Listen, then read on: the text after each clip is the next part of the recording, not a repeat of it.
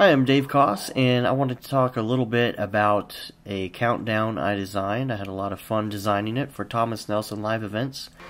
I wanted to put something on each screen during this concert for the countdown and do some fun little animations with it, get the crowd excited before the show started. There are 4 screens, 4 playback sources routed from the switcher, remotely triggered by the switcher.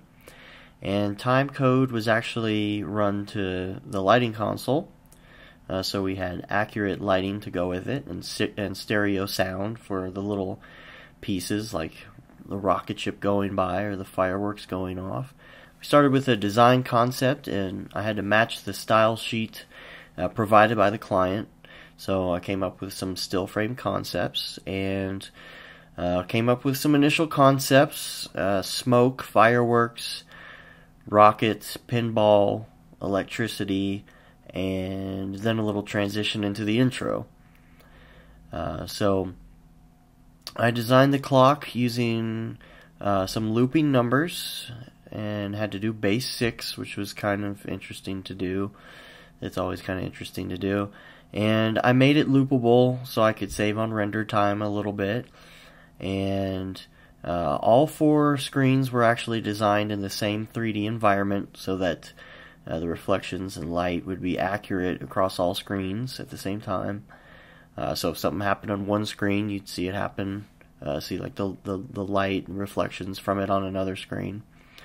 I sent low-res renders to the client to kind of explain the concept, and after everything was approved, I started to add final touches like environment, layers, and effects and stuff like that. And then at the end, I had to kind of transition into a pre-produced intro video that somebody else made, so I had to kind of come up with a transition for that. And then the final revisions were rendered. Scott Moore, who's a production manager and the stage designer, made some wonderful stage renderings, and you can see them here. I imported them into Cinema 4D and into After Effects, and I masked the LED wall and added the final renders into the actual stage design that he had. And then I made a video and started adding production notes on the bottom and added minor lighting effects just to kind of show an example of what it would look like, and even created an original score and added stereo sound effects and all of that, and even for the mock-up added fake audience with a 10 count.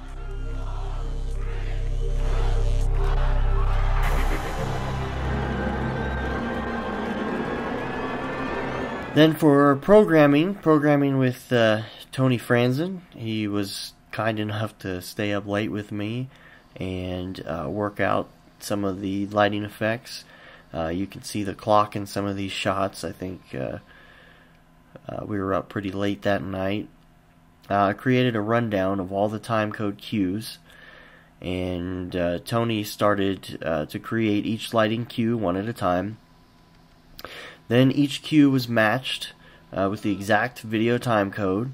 We ran videos back and forth from the actual playback was backstage, so we used VNC and ran it back and forth to test each cue.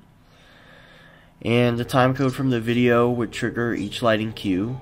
Tony, at one point, for the smoke section, had the idea to cue foggers along with the smoke cue, which was great. That worked awesome.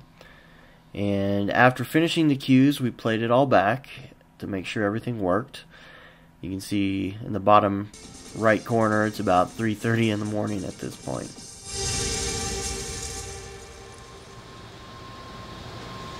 Awesome. So then it was time for the show, and we ran it, and everybody seemed to like it. There's a 10-minute and a 5-minute call built into the video. The show will be starting in 5 minutes, and the lights will be dimming. For your safety, please find your seats. As a courtesy to others, please put your cell phones in the off or silent position.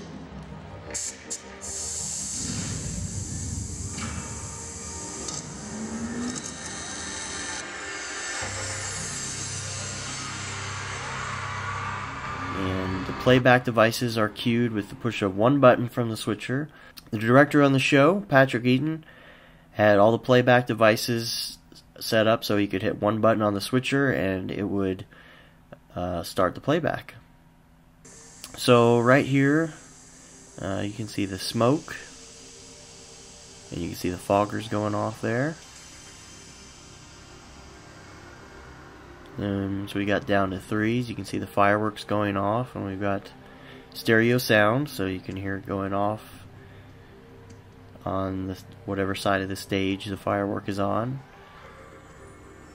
And there's a rocket, which is also stereo.